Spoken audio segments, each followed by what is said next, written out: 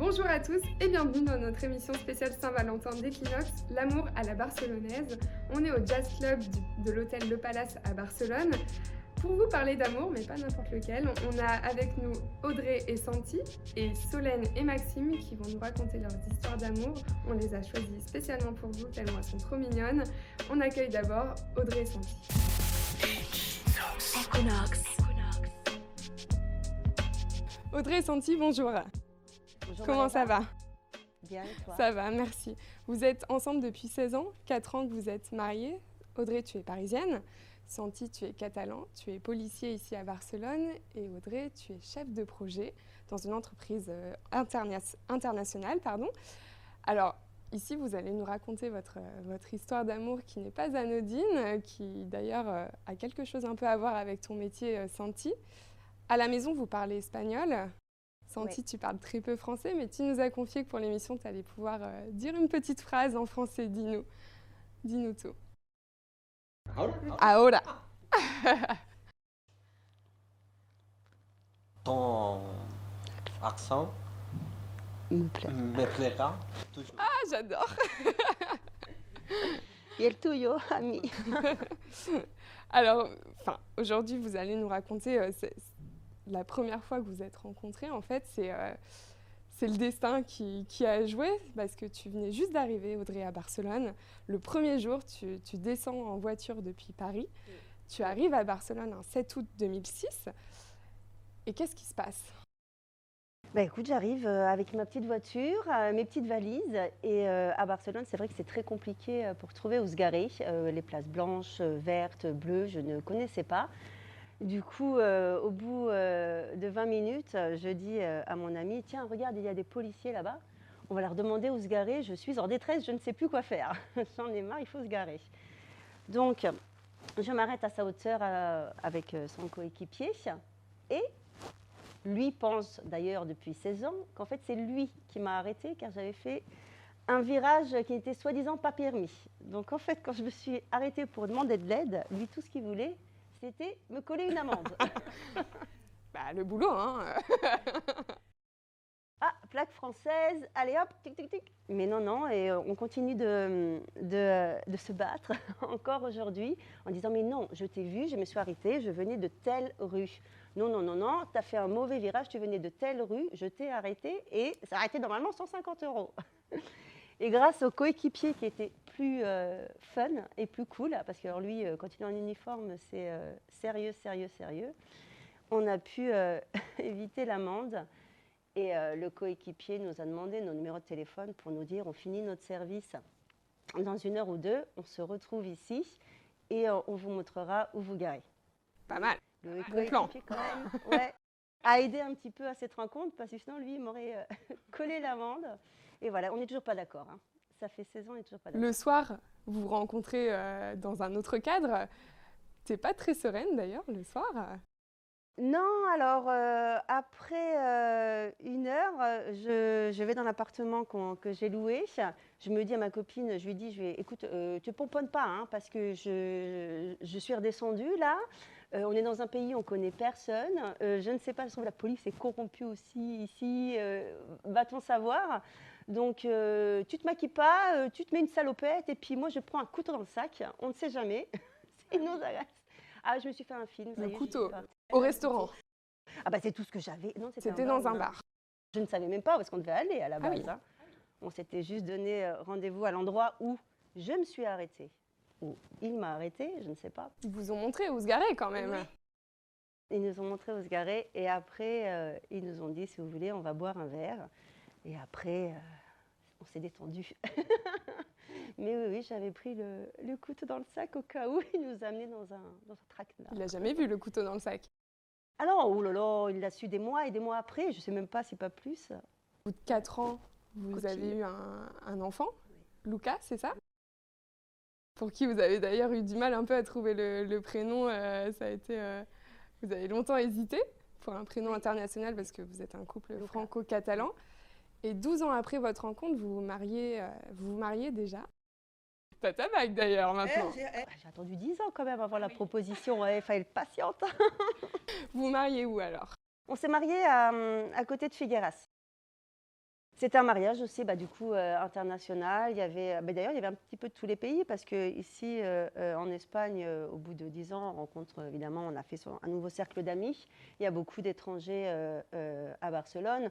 Donc, j'avais des amies colombiennes, des amies brésiliennes, des amis bulgares, plus le côté français, plus le côté espagnol. Donc, ça parlait plusieurs langues au mariage. Ça ne parlait pas que français ou espagnol. Il y avait anglais, il y avait bulgare, il y avait italien, il y avait de tout. C'est un peu à l'image aussi de toute votre histoire depuis 16 ans, puisque vous êtes entre le français et l'espagnol, bon, un petit peu plus espagnol. Et il y a quelque chose, d'ailleurs un objet qui vous a accompagné depuis le début, Oui. que vous avez amené partout. Tu l'as amené aujourd'hui, Audrey, montre-nous. Qu'est-ce que c'est? Le petit dictionnaire franco-espagnol. À l'ancienne, le petit dictionnaire. Eh bien oui, parce que quand je suis arrivée à Barcelone, j'avais juste des notions d'espagnol, ce qu'on apprend en troisième, seconde. Du coup, j'étais venue avec mon petit dictionnaire et quand j'ai rencontré Santi, vu qu'on s'est le premier jour, on est tout de suite après, le lendemain, aller dîner ensemble, etc. Donc je me suis dit, je ne sais pas comment on va communiquer. Du coup, j'ai pris le dictionnaire avec moi et sur la table de restaurant, il y avait la bouteille de vin et le dictionnaire. Et du coup, c'était manger, toi, quoi. C'était un petit peu moi, Jen, toi, Tarzan. Mais c'était un petit peu comme ça, on trouvait un mot, il disait un mot en catalan.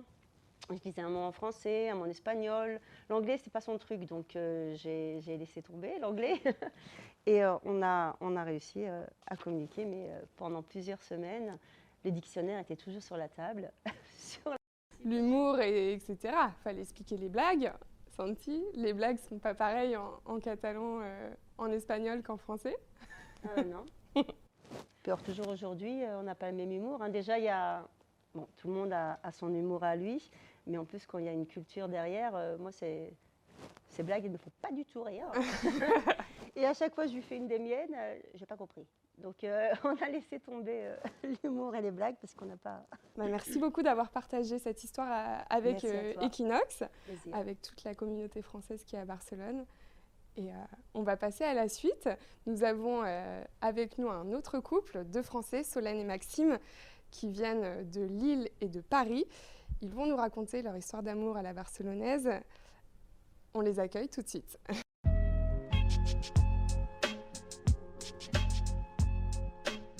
Bonjour Solène. Bonjour Bonjour Marie. Maxime. Vous êtes ici au Jazz Club avec nous pour nous raconter votre histoire d'amour à la barcelonaise. Comment ça va? Très bien. Ça va? Toi Maxime, tu viens de Lille et toi tu viens de région parisienne, Solène. Pour raconter votre histoire d'amour, on va voir d'ailleurs que le travail a été très important pour vous. Faut remonter en avril 2015, où Solène, tu es recruteuse à Barcelone. Et au même moment, Maxime, tu travailles à Paris, mais tu cherches à changer de métier, à changer de job plutôt que de métier. Tu postules et tu vas enchaîner plusieurs entretiens avec au bout du fil une certaine Solène. Combien de temps ça dure ? Exactement. Donc ça dure. J'ai commencé à Barcelone en décembre 2015. Donc comme tu l'as dit, les premiers contacts c'était avril 2015. Donc voilà, ça dure pas mal de mois. Avec plusieurs entretiens, j'ai dû passer une dizaine d'entretiens. À chaque fois, c'est Solène qui t'appelle. À chaque fois, c'est Solène qui m'appelle. Donc en fait, les premiers contacts avec Solène, sans l'avoir vue, remontent avril 2015. Et après, voilà, j'ai plusieurs entretiens pour différents types de postes. Et à chaque fois, je ne vais pas à l'étape finale. En tout cas, je suis pas confirmé. Et en octobre 2015, on m'appelle une dernière fois. Enfin, Solène m'appelle une dernière fois. Et là, je me dis, bon, s'il m'appelle, ça devrait être bon. Là, je refais les processus en. Donc, au bout de plusieurs mois, le 14 décembre 2015, tu arrives enfin à Barcelone et tu rencontres celle qui t'a recrutée à l'autre bout du téléphone. Elle te tape d'ailleurs tout de suite dans l'œil. Mais bon, Solène, toi, t'es en couple à ce moment-là, donc tu peux pas, c'est pas le moment. mais en mai 2017, ça y est, tu es libre, et toi, tu sautes sur l'occasion. Mais bon, tu galères un peu, non? Alors, il faut savoir, comme tu l'as dit, elle est en couple. Donc j'ai attendu, et effectivement, quand j'ai appris la nouvelle, ouais, je sais pas si on peut dire que j'ai sauté dessus, mais en tout cas, j'ai gardé ça dans un coin de ma tête. Et voilà, j'ai essayé de me rapprocher de Solène à partir de ce moment-là. Mais Solène, tu le fais un petit peu attendre. C'est ça. Moi, je voulais être sûre que ce soit pour de bon, que ce soit très sérieux, qu'on s'engage sur le long terme. Et puis, Pourquoi t'étais Non, mais je sortais d'une très longue relation. Je voulais vraiment être, et puis prendre le temps, aussi profiter un peu, être seule. Et au final, pas du tout. C'est pas ce que Maxime avait en tête. Il avait autre chose et ça s'est déroulé autrement. Tu te rends compte que tu as recruté ton futur fiancé. C'est ça. C'est toi, Maxime, qui va lui faire une surprise. Raconte-nous cette surprise.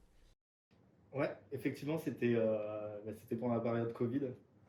Donc, on n'avait pas le droit de bouger beaucoup de Barcelone.